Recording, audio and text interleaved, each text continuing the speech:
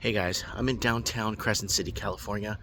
I'm here by the cinemas in the little downtown area here. I'll give you guys a walk around of the town in the day so you can see it better. But I want to let you guys know something. I spoke to a couple and they were telling me what's going on and why a lot of these cities seem to be emptier or abandoned or somewhat lighter on the population level. A lot of people, from what they told me, are self-deporting. A lot of people have an application that they could download and they could self-deport themselves. In turn, if they're honest and they leave the country, there may be a good chance that they will be allowed to return back to the United States. Now, they told me there have been roundups or kind of Ice raid roundups. They told me that there have been. They haven't seen it personally, but they've heard of people just not coming into work, people not around.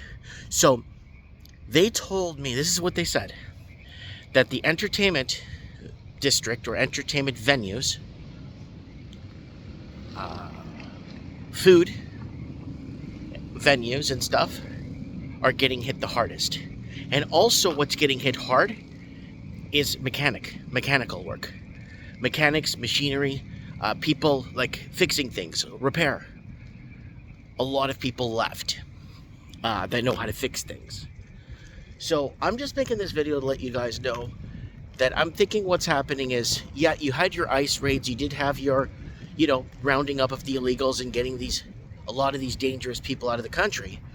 But you also had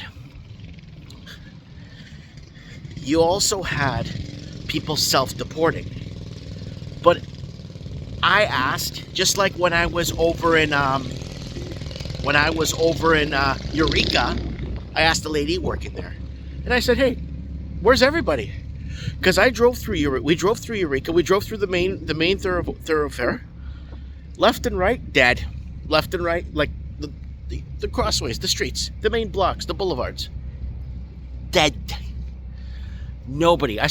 We saw a few bums, but there was nobody out and about. Nobody. It's just like here. When I went through Eureka was broad daylight. It was like early day still, and it was. But now, this town, I'm going to do a perusing around tomorrow and see what's going on here. They're telling me visually it's a lot lighter. Less traffic, less people on the roads, less food carts on the street selling food, less of a lot of stuff.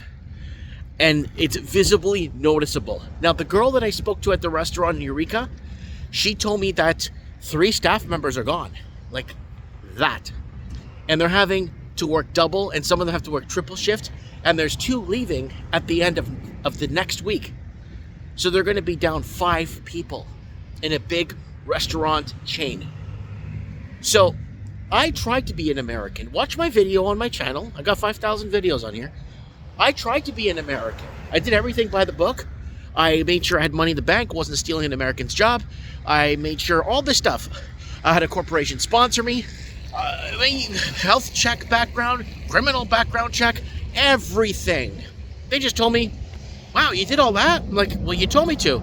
We got 28 days to get the hell out of here. Put something in my passport and kick me out of the country." But the reason why I'm bringing this up is because how is it really that complicated to come to this country? How hard is it? Because I did everything by the book and they told me to get lost. They told me to try again in 5 years. Watch my video. Video's up. I'm just trying to make sense, guys, of how many people are legal.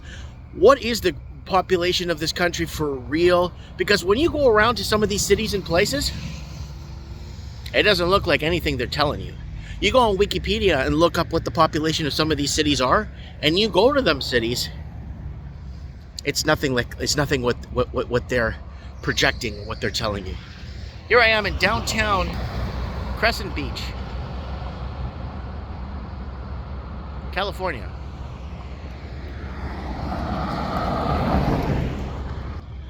And I'm gonna use this crosswalk here. Hope this guy can see me. There it is there.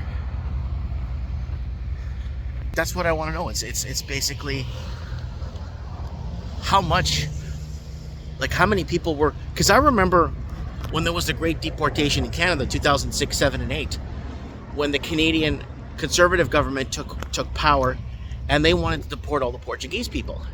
And they held back all the children at the schools that spoke Portuguese. They held back, they were even running ads, if there are Portuguese in your area and you don't want to, you go ahead and call this number. If you guys remember those ads, right?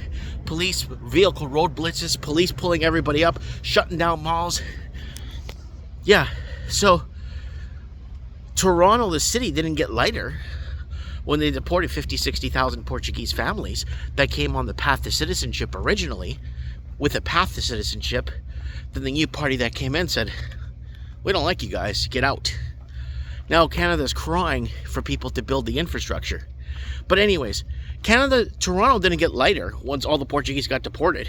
A lot of people, that's around the time when a lot of people from mainland China were starting to come in. Not Hong Kong, mainland China. India, Pakistan, Sri Lanka, Ethiopia. You see what I'm saying here? The infrastructure was built by the Portuguese, the Italians, the Greeks. Deport them all, and then bring in who they want, right? So, anyways, from what that couple told me, it's very eerie and weird, because before they told me people would be walking around, people would be outside, people would be in parking lots listening to music, just hanging out doing their thing. And yeah, this is downtown Crescent City. There's a hotel there. I don't think there's a car in there.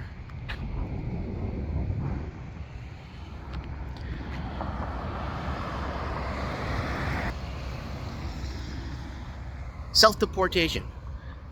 People are self-deporting purposefully in hopes to be able to get back into the country. But something just seems off. Something is just not right, man. Something's just not adding up. Everything's just so quiet.